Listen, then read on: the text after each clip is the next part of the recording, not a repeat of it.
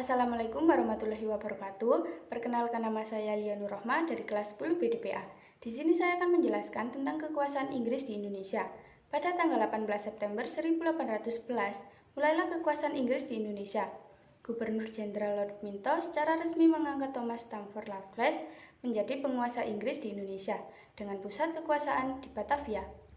Raffles berpegang di 3 prinsip. Yang pertama adalah segala bentuk kerja rodi dan penyerahan wajib dihapuskan. Yang kedua, peranan bupati sebagai pemungut pajak dihapus. Dan yang ketiga adalah tanah adalah milik pemerintah. Raffles membuat kebijakan politik dan pemerintahan serta bidang sosial dan ekonomi. Kebijakan politik dan pemerintahan yang pertama menjalin hubungan baik dengan penguasa lokal, yang kedua membagi Pulau Jawa menjadi 18 keresidenan, yang ketiga adalah mengangkat para bupati sebagai pegawai pemerintahan. Raffles sering mencampuri urusan kerajaan lokal, salah satunya mencampuri konflik Keraton Yogyakarta. Raffles mengirimkan pasukan Inggris untuk menyerang Keraton Yogyakarta dengan tujuan menurunkan tahta Sultan Hamengkubuwono II. Kebijakan Raffles dalam bidang sosial dan ekonomi. Raffles adalah sosok yang revolusioner, terutama pandangannya dalam bidang ekonomi. Raffles berupaya memajukan perekonomian Indonesia dengan tujuan meningkatkan keuntungan pemerintahan Inggris.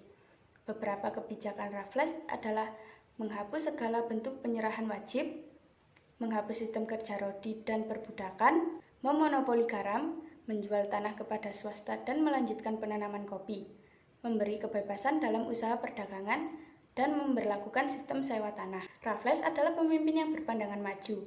Ia ingin memperbaiki tanah jajahan dan meningkatkan kemakmuran rakyat.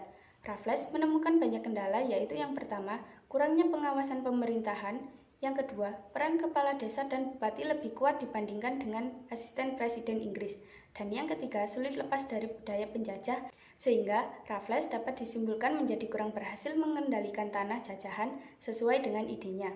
Hal positif dari pemerintahan Raffles adalah yang pertama, buku sejarah Jawa, The History of Java.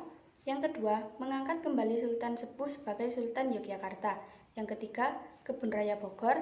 Yang keempat, ditemukannya bunga Rafflesia arnoldi. Dan yang kelima, dibentuknya perkumpulan-perkumpulan budaya dan ilmu pengetahuan, yang salah satunya Batavia Genootschap.